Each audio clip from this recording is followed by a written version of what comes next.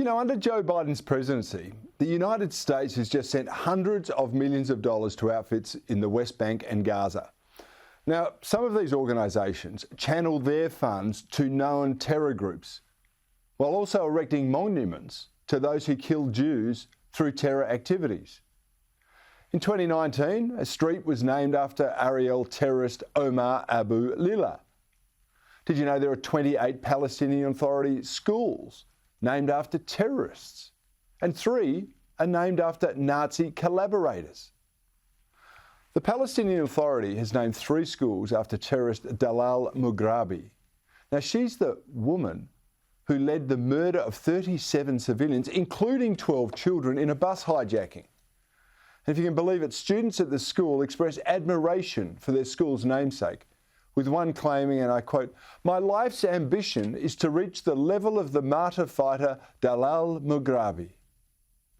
Now, quite wisely, former President Trump stopped the funding because the peace claims of the Palestinian Authority were demonstrably false.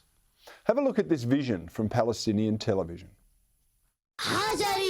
حجري صار كلاشنكوف.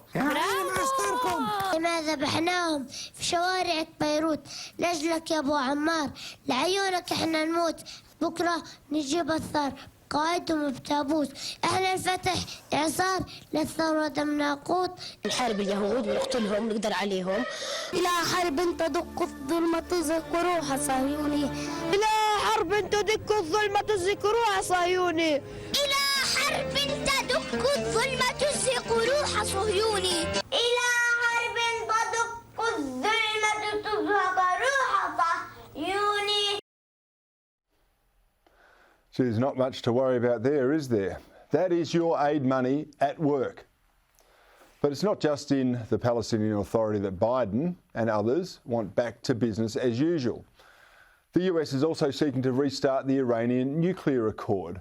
That's the one that began under the Obama administration and was going to make Iran a nuclear power, but fortunately was cancelled under Trump. Iran is also a sponsor of terrorism, and its leaders have vowed to destroy Israel. And a nuclear-equipped Iran would be a global menace, not just an Israeli menace, a global menace. And that's why I was heartened to hear about a blackout in the country's main enrichment plant last night.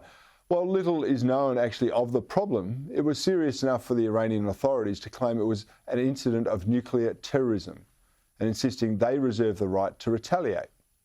Israeli media says Israeli intelligence agency Mossad were responsible for what they described as a cyber attack.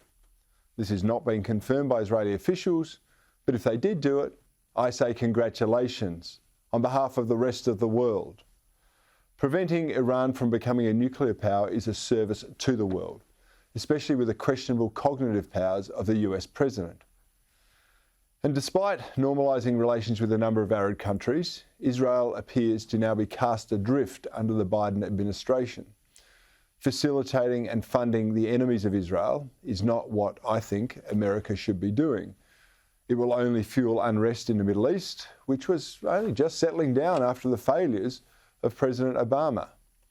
The globe is in a fraught position right now. We've got military tensions between Russia in the Ukraine, and we've got China on the march in the South China Sea. The last thing the world needs now is an escalation in conflict in the Middle East.